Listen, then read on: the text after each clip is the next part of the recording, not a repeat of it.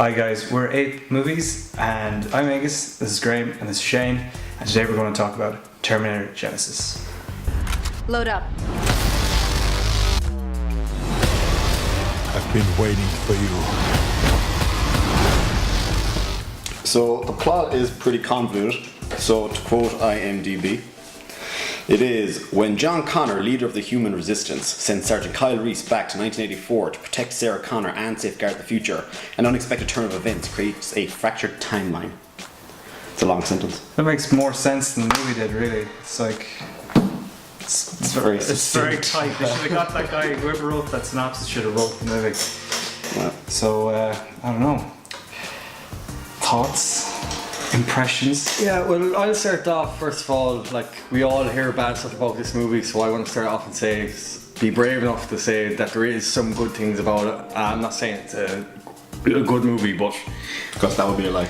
it would be a lie. Yeah. And we're all about the truth. But there's certain things I love in it, especially because I love the Terminator lore. But there's little gems in there. If the film was completely stripped down, it'd be an amazing movie, and if it wasn't focusing on action.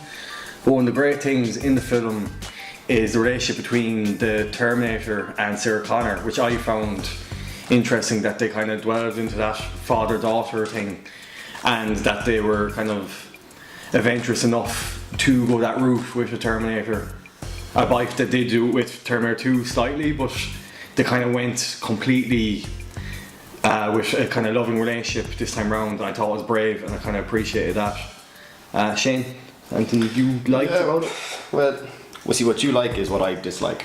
I don't like the whole Terminator with a heart side of things, but that's just one of the many things I didn't like about the movie. I thought it was pretty badly cast. Like, the woman that plays Sarah Connor was just awful cast. The guy that plays Kyle Reese, more suited to a Terminator, not Kyle Reese. He would have been a good Terminator. Yeah, he would have. Yeah. Badly cast. The story isn't great, I didn't think. It doesn't make an awful lot of sense if you stop the movie at any one point and think about what's happening for a couple of minutes. Things kind of quickly fall apart.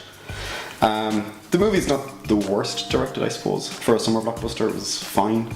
Some of the CGI isn't great, which for a movie that's about cyborgs from the future, like, CGI should be its strong suit. CGI in the action. And what don't you like about it? Yeah, I know. I don't love the movie as a whole. I will say that, like, what I didn't like was the Terminator with a heart thing, but it does win you over small by the end. Arnold Schwarzenegger is a charismatic guy. Yeah, he done a great job. His acting chops in this are good. Yeah. There are one or two scenes that are hard. Yeah, Do you know? like, don't get me wrong. Well, Like, I don't know if that's what I want from the Terminator. yeah, don't get me wrong. Like, if you compare, like, the Terminator 1 to this Terminator, I pick Terminator 1 over and over. But just, I like that they're brave enough to kind of step in that direction, because the franchise is all over the place now anyway. So I think you should try new stuff. They took a risk; it didn't pay off. I suppose I've been trying to, like, formulate my thoughts. Well, you guys have been trying to give your good reviews, and I suppose it didn't go on too long, and some of the action sequences were okay, and Schwarzenegger was occasionally funny, and midway through the movie, where it kind of threatens to tell its own story as opposed to just calling back previous Terminator movies, for about 10 minutes it looks like it could become mildly interesting and has maybe some interesting ideas.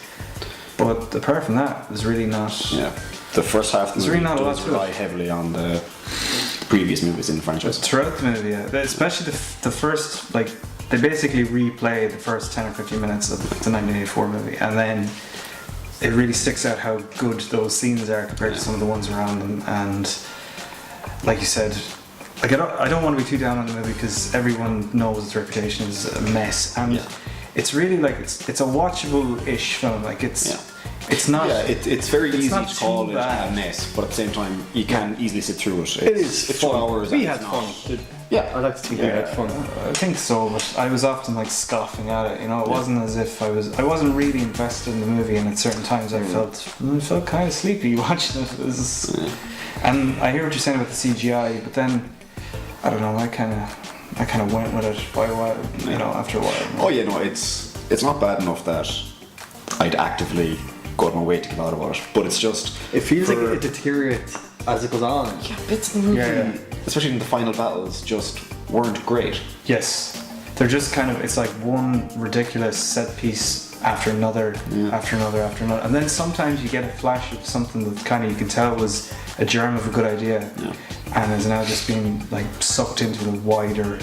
I think it is a movie as well which has kind of too many different ideas that haven't been thought through properly. Yeah, it It's feels just like there was a lot of breadcrumbs reruns kind of, or something like that. It feels like there was a lot of We need lots of action. That's yeah. yeah. Get them in a bus.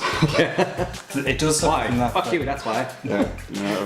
It does suffer from like the action sequences often feel like they've been artificially engineered. Yeah. It's like, you know, this it's 50 minutes now since we had a car chase, so we need Get to them have a into the car situation quick. and there's a real like it's just, I know people give out about movies not being R-rated anymore, but there is a bloodlessness to it as well, and that kind of detracts from, I think, the Terminator movies. They need to have a bit of grit, a bit of edge to it, and everything's very sanitized.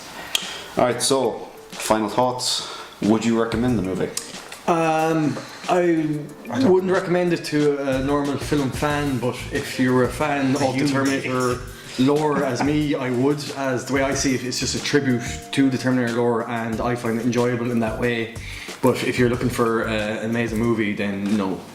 I think it's I think a tribute is a fair assessment of it. It does feel like a tribute band version of the earlier movies, but it's not really that good of a movie. It's not the worst film I've seen. I think its reputation is worse than as bad as it is, but it has a lot of problems, and like you were saying, a lot of it comes from casting as well. Courtney J.A.I. He's really miscast as Kyle Reese, and that's a major problem because Kyle Reese is a major character, and to have him brought back and then to have him played by, you know, this like, monotone lumbering jackass is like just whatever. So I think if you want to just an undemanding night in, but in any other circumstances I don't think I'd be rushing out to recommend it. Yeah, I'd agree with that. I think if you want to sit down for 2 hours with a bucket of popcorn and 2 litres of Coke, you know, it'll pass 2 hours and you'll watch it, it's fine. But it's by no means high class cinema. It's not a good movie. But yeah, it'll pass 2 hours on a Saturday night. Yeah.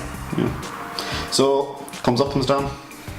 Out of 10, rain out of 10. Out of 10, I'd have to give it a 5, I think. Square? I'd give it a 5 too. 5s all around. 3 5s. Okay, so what do you think of the movie, and is there anything you do like about it? Are any brave enough to say things that you like about the movie? Because a lot of people over the years aren't. If you like Anton, let us know in the comments. If you dislike Anton, obviously, also tell us. Thanks for stopping by.